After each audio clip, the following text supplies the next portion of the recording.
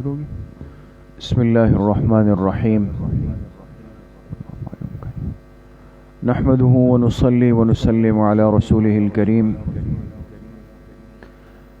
اما بعد فاعوذ باللہ من الشیطان الرجیم، بسم اللہ الرحمن الرحیم، والذی قال لوالدیہ اف لکما اتعداننی، وقال رسول اللہ صلی اللہ علیہ وسلم الدین النصیحہ، صدق اللہ وصدق رسولہ النبی الکریم، اللہم صل علی سیدنا ومولانا محمد وعلی آل سیدنا ومولانا محمد وبارک وسلم۔ اللہ سبحانہ و تعالی کا بہت بڑا کرم اور احسان ہے کہ اللہ پاک نے ہم سب کو یہاں دین کی بات سننے کی نسبت سے جمع کیا ہے۔ اللہ تعالیٰ آپ سب کے اس آنے کو، اس بیٹھنے کو، سننے اور سنانے کو اپنی بارگاہ عالیہ میں قبول فرمائے، اور ہم سب حاضرین و حاضرات، سامعین و سامعات کے ظاہر اور باطن کی اصلاح کا ذریعہ بنائے۔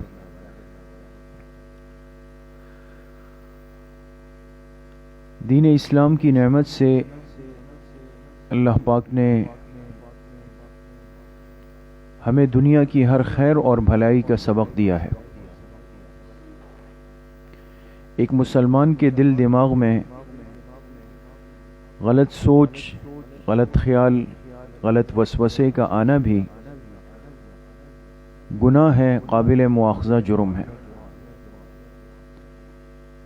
اس لیے ایک مسلمان کو اس بات سے باخبر ہونا چاہیے کہ اللہ تعالیٰ نے اس امت کے لیے غیبت کو حرام قرار دیا، یعنی کسی کے پیٹھ پیچھے اس کا کوئی عیب بیان کرنا جبکہ وہ سامنے موجود بھی نہیں ہے اور اس کو پتہ بھی نہیں ہے، لیکن اس کو حرام کر دیا۔ کیوں؟ اس لیے کہ کسی کی غیبت کرنا اور اس کی برائی اس کی غیر موجودگی میں بیان کرنا، یہ اس بات کی دلیل ہے کہ میری سوچ اپنے اس مسلمان بھائی یا بہن کے لیے خیر والی نہیں۔ اسی طریقے سے حسد کو حرام کر دیا، حالانکہ حسد میں نہ زبان سے کچھ کہا، نہ آنکھ سے کچھ اشارہ کیا، نہ ہاتھ پیر ہلائے، کچھ بھی نہیں کیا۔ حسد میں کیا ہے؟ دل کا ایک غلط جذبہ ہے، برا جذبہ ہے۔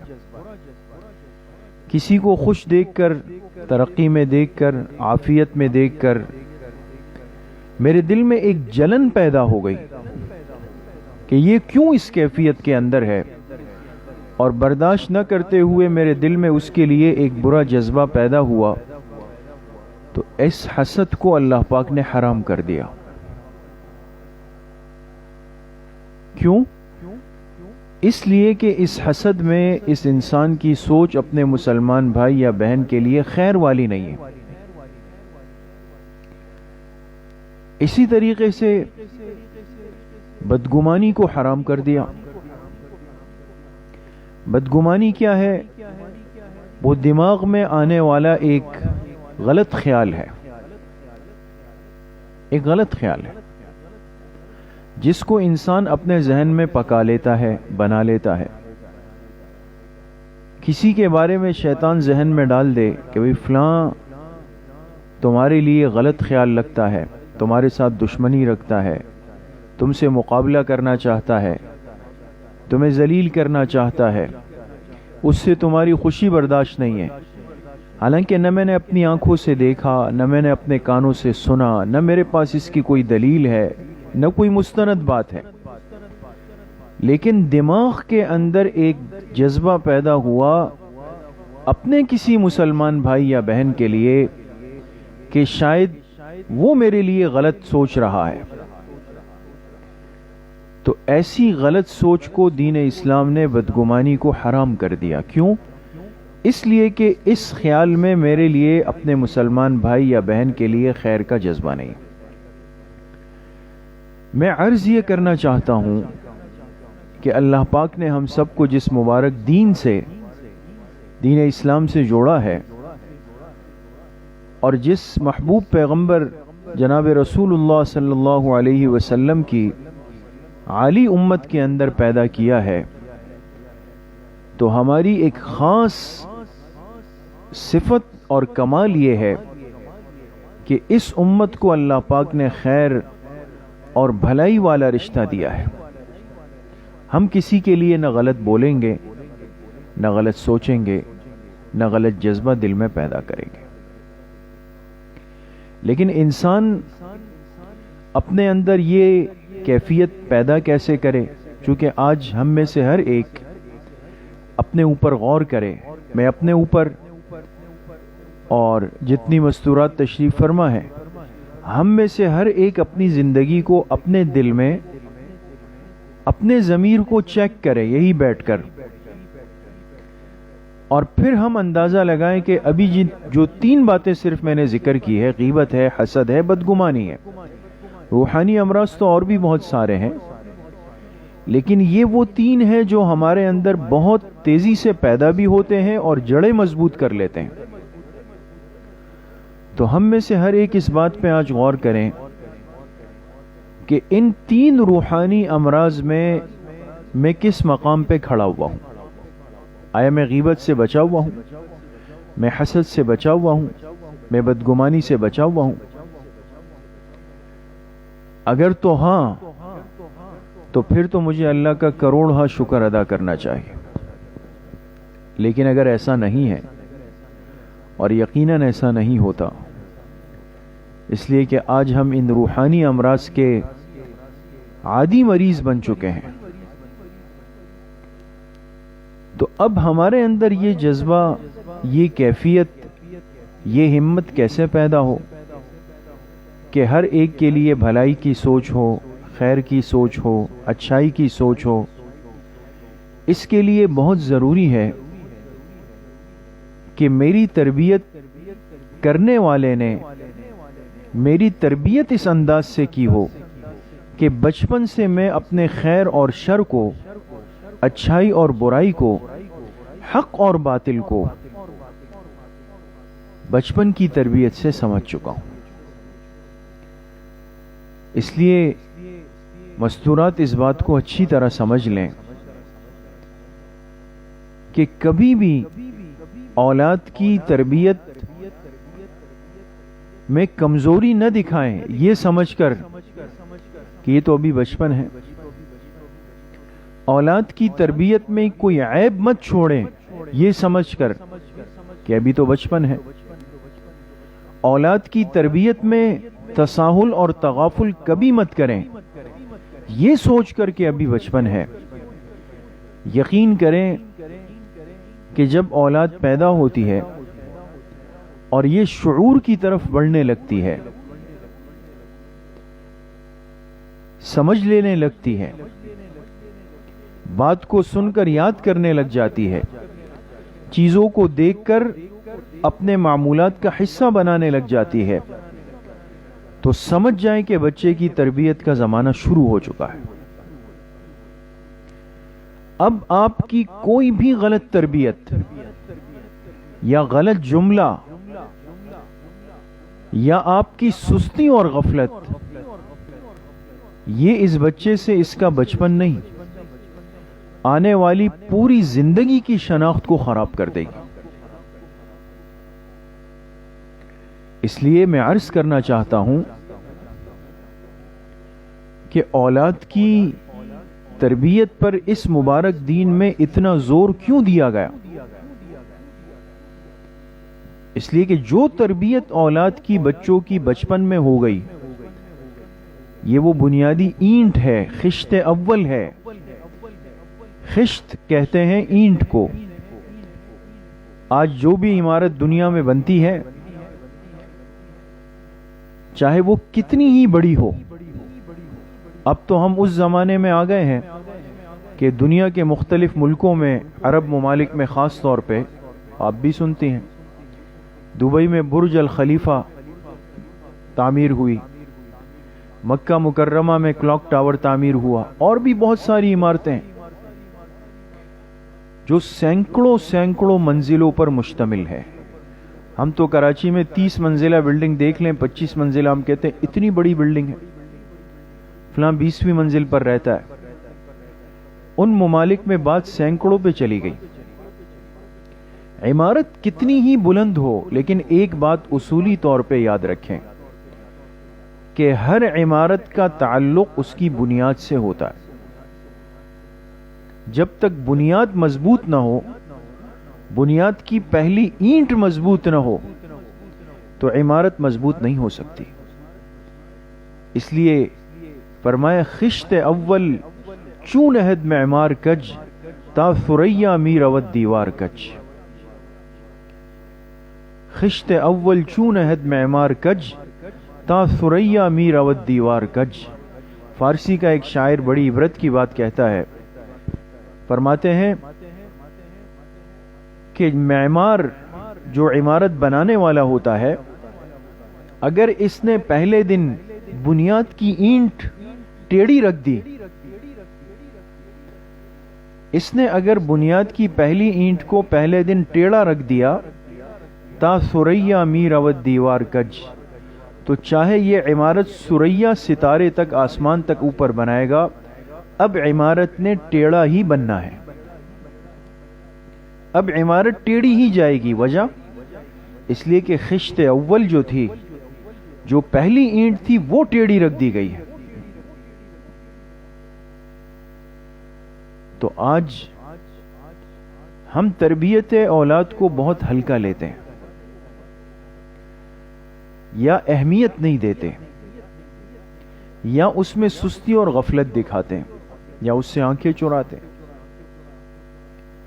نتیجہ یہ ہے کہ پھر یہ اولاد بڑی ہونے کے بعد، سمجھ لینے کے بعد، شعور لینے کے بعد، یہ صدقہ جاریہ بننا تو دور کی بات، ہمارے لیے درد سر بن جاتی ہے۔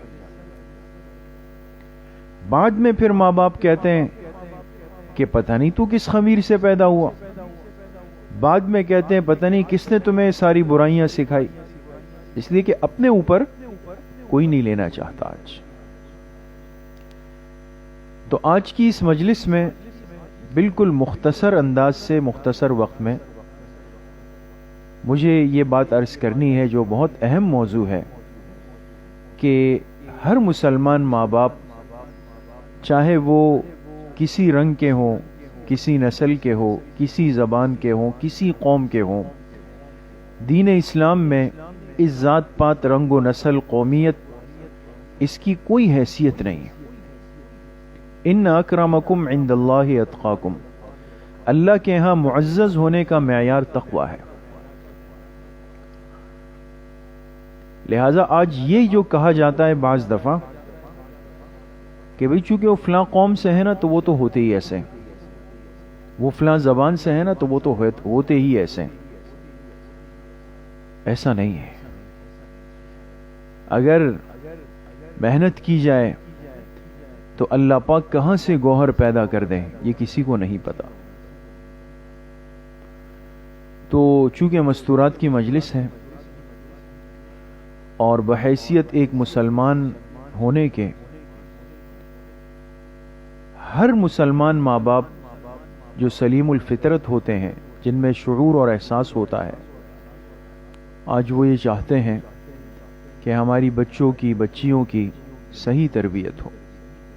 غلط تربیت کوئی بھی نہیں چاہتا، کوئی اپنے اوپر بدنما داغ نہیں لگانا چاہتا کہ یہ اولاد بڑی ہو کر میرے لیے بدنامی کا باعث بنے۔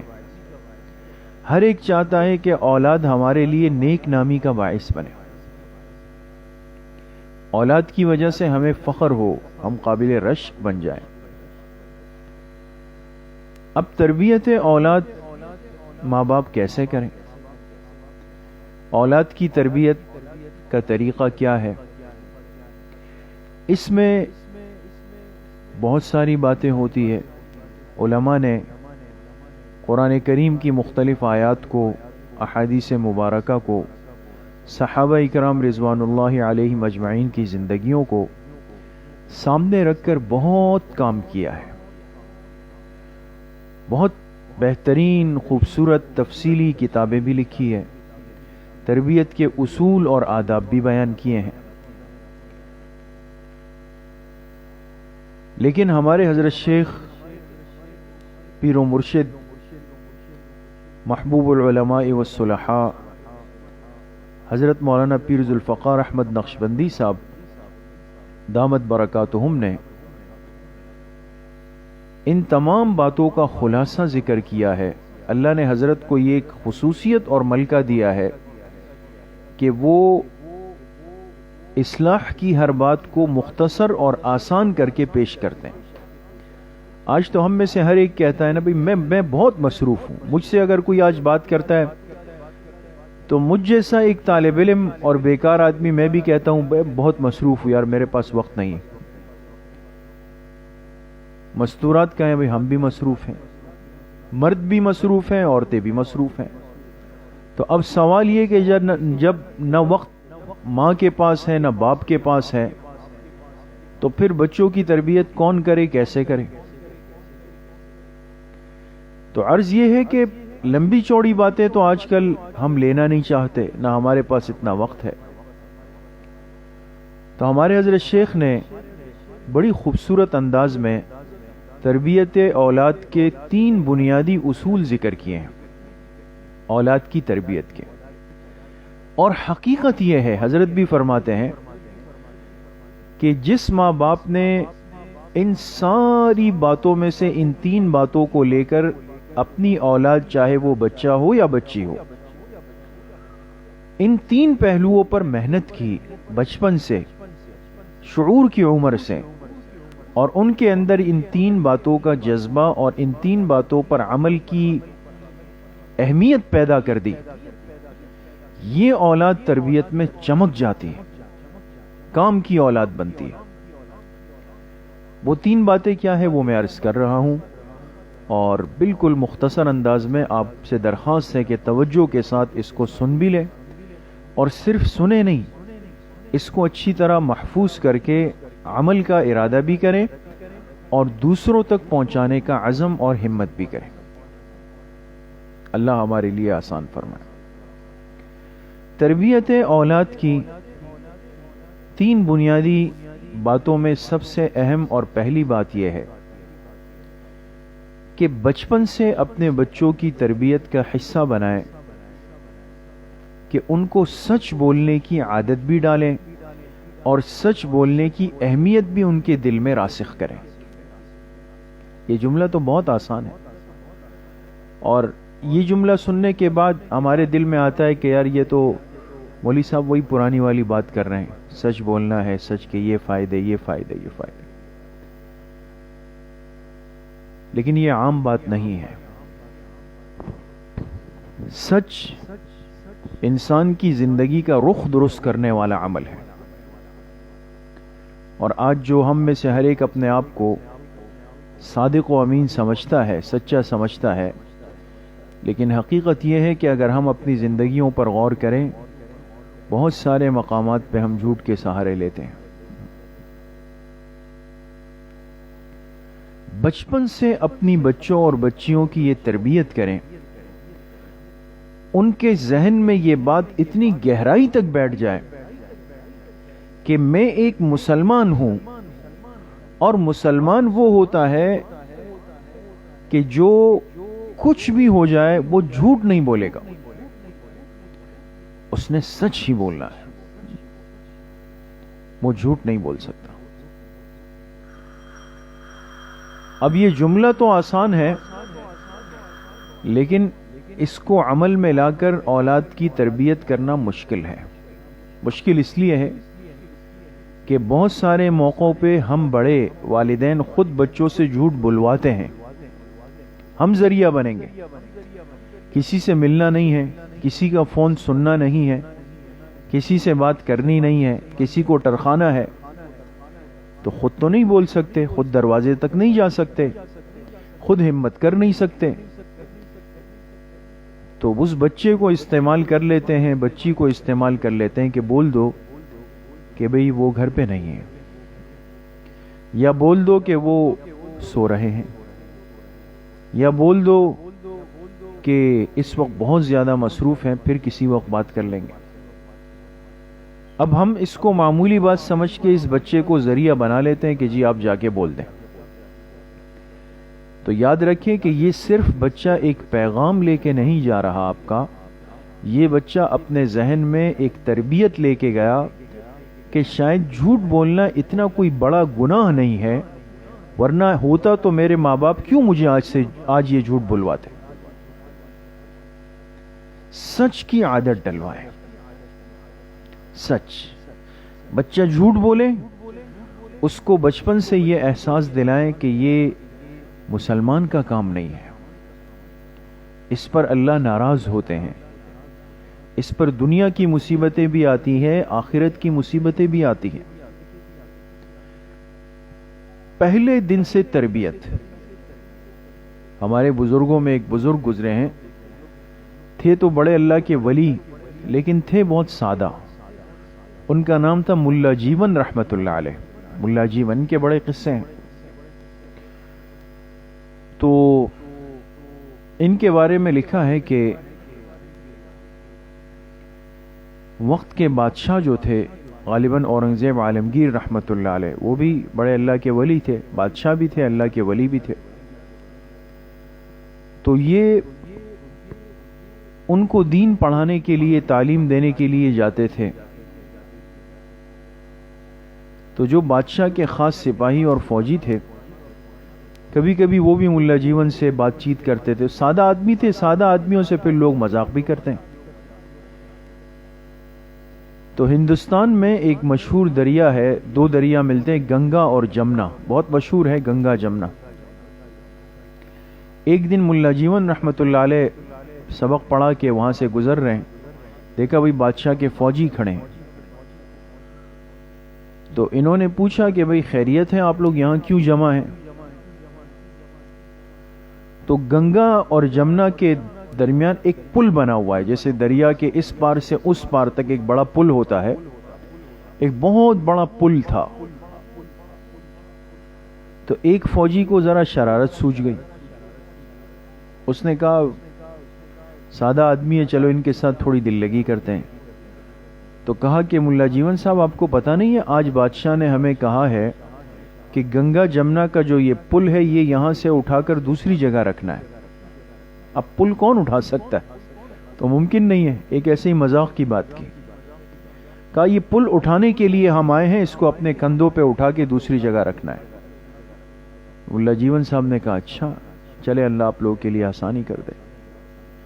اگلے دن تو پھر ان کو سبق پڑھانے جانا تھا بادشاہ کے پاس۔ جب گئے تو اورنگزیب عالمگیر سے کہا کہ وہ کل آپ کے فوجی جو ہے وہ پل اٹھانے کے لیے آئے تھے، تو اٹھا لیا وہ پل؟ اس نے کہا کون سا پل؟ کہا وہ جو گنگا جمنا پہ بنا ہوا ہے۔ تو وہ بھی سمجھ گئے کہ استاد صاحب سادہ آدمی ہے، کسی فوجی نے مذاق کیا ہے۔ تو انہوں نے کہا حضرت آپ سوچیں کہ پل کوئی اٹھا سکتا ہے، پل کوئی منتقل کر سکتا ہے؟ وہ تو یا تو بنے گا یا ٹوٹے گا، اس کو کاندھوں پہ اٹھا کے کون منتقل کر سکتا ہے؟ تو کہتے ہیں ملا جیون رحمت اللہ علیہ نے اورنگزیب عالمگیر سے کہا کہ پل اٹھانا ممکن ہے کہ کندھوں پہ اٹھا کے اس کو منتقل کر دیا جائے، لیکن ایک مسلمان جھوٹ بول دے یہ ممکن نہیں ہے۔ کہا مجھے یہ بات بولنے والا ایک مسلمان فوجی تھا، اور مجھے تربیت یہی دی گئی کہ مسلمان جھوٹ نہیں بول سکتا۔ تو علماء نے اس واقعے کو نقل کر کے فرمایا کہ چونکہ ان کی بچپن کی تربیت تھی، تو وہ اس بات کو قبول کرنے پہ تیار ہی نہیں ہوئے کہ اس سپاہی نے ان کے ساتھ مذاق کیا ہے۔ تو ایک تو بنیادی چیز یہ ہے کہ اولاد کی تربیت میں بچپن سے ان کو سچ بولنے کی عادت ڈالیں۔ نمبر 2، ان کی زندگیوں میں طہارت اور نماز کا اہتمام پیدا کریں۔ اہتمام کے لفظ پہ غور کریں۔ صرف یہ نہیں کہ بھئی نماز پڑھ لو اور اس نے نماز پڑھ لی، نہیں، اہتمام۔ جیسے ماں اپنے بچے کو کھانا کھلانے کے لیے اہتمام سے بٹھاتی ہے، وہ نہیں کھائے تو لقمے بنا بنا کے منہ میں ڈالتی ہے، وہ بھاگے تو اس کے پیچھے بھاگ کے اس کو بٹھاتی ہے، یہ اہتمام کہلاتا ہے۔ اپنے بچوں کی تربیت میں ہم ان کو یہ احساس دلائیں کہ ان کے لیے کتنا ضروری ہے صحیح طریقے سے وضو کرنا، اور ان کے لیے کتنا ضروری ہے کہ نماز کو صحیح آداب کے ساتھ، صحیح تلفظ کے ساتھ سیکھ کر ادا کرنا۔ یہ تربیت کی دوسری بنیادی بات اور ستون ہے۔ آج اس میں بھی بہت بڑی کمزوری ہے۔ ہمارے بچے بچیاں 10 سال سے اوپر کے ہو جاتے ہیں، لیکن نماز کا اہتمام نہیں ہوتا۔ ایک آدھ پڑھ لی، جب کوئی سختی کرتا ہے تو خود بڑے رکاوٹ بنتے، کہتے ہیں بھئی یہ بچے آپ کیوں سختی کر رہے؟ بچپن سے ان کے دل میں طہارت اور نماز کی اہمیت نہیں بیٹھی، تو آپ کا کیا خیال ہے کہ بڑے ہونے کے بعد، شادی ہونے کے بعد، یہ پھر اپنی اولاد کی تربیت میں نماز کو کتنا حصہ دیں گے؟ باقی چیزوں پر آج جتنی سختی ہو رہی ہے اور ہم فکر کرتے ہیں، کیا نماز کے بارے میں اس قدر سختی اور اہمیت اور جذبہ ہمارے اندر پیدا ہوا؟ یاد رکھیں، نماز وہ بنیادی معاملہ ہے۔ حضرت عمر رضی اللہ عنہ کا تاریخی ملفوظ ہے، ان اہم امورکم الصلاۃ، تمہاری زندگی کا سب سے اہم معاملہ نماز ہے۔ اور آگے فرمایا، من ضیعھا فہو لما سواھا اضیع، سنو جو اس نماز کو ضائع کرے گا وہ باقی معاملات کو اس سے زیادہ ضائع کرے گا۔ یہ نہیں ہو سکتا کہ نماز کی اہمیت دلوں سے ختم ہو اور باقی کسی چیز کی اہمیت باقی رہے۔ تو تربیت اولاد کا دوسرا جز طہارت اور نماز کا اہتمام۔ جب وہ شعور لینے لگے، ہم ان کو وضو سکھائیں، اپنے سامنے وضو کروائیں، اپنے سامنے نماز پڑھوائیں، بچوں کو باجماعت نماز کی اہمیت کی طرف متوجہ کریں، بچیوں سے بر وقت نماز پڑھوائیں۔ تیسری اور آخری بات جو تربیت کے اصول میں ہے، وہ ہے کہ بچپن سے ان بچوں کے اندر خدمت کا جذبہ پیدا ہو۔ خدمت وہ عمل ہے جو انسان کو بہت جلدی ترقی کی منزلوں پہ لے جاتا ہے، بہت جلدی۔ ابھی وقت نہیں ہے ورنہ میں اس پہ بات کرتا، اس لیے کہ انسان جب خدمت کا عادی بنتا ہے، اس کے دل میں بڑوں کی، اساتذہ کی، ماں باپ کی خدمت کا جذبہ آتا ہے، اور بولے بغیر یہ جب کسی کی خدمت کرتا ہے تو اس عمل کی ایک زندہ برکت یہ ہے کہ اس کو دعائیں لگتی ہیں، دعائیں لگتی ہیں، اور دعاؤں سے اللہ پاک اس کو برکتیں دے دیتے ہیں۔ اتنی برکت دیتے ہیں اس کے علم میں، عمل میں، رزق میں، روزگار میں، اولاد میں، گھر میں، ہر چیز میں برکتیں ہی برکتیں ہوتی۔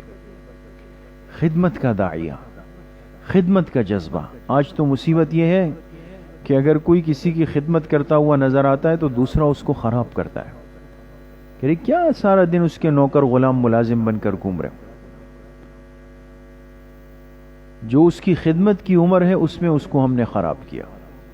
آج بچوں کو نہیں سکھایا کہ بھئی آپ ابھی سے اپنے اندر خدمت کا جذبہ پیدا کریں۔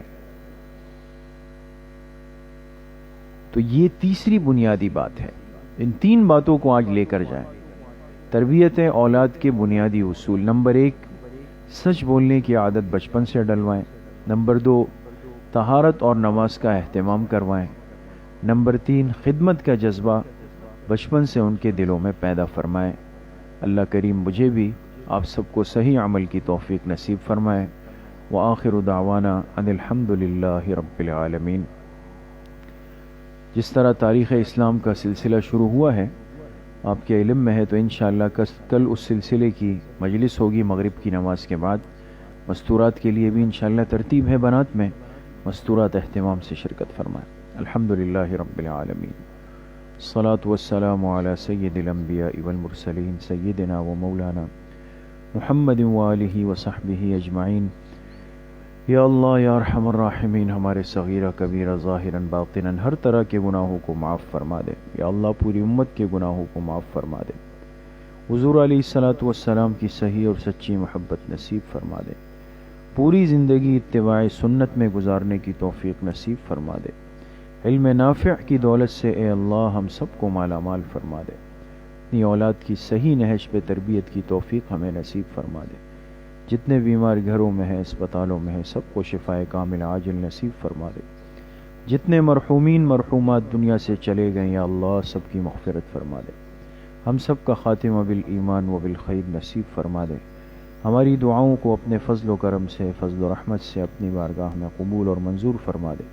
وصلی اللہ وسلم علی نبینا محمد وآلہ وصحبہ اجمعین برحمتک یا ارحم الراحمین۔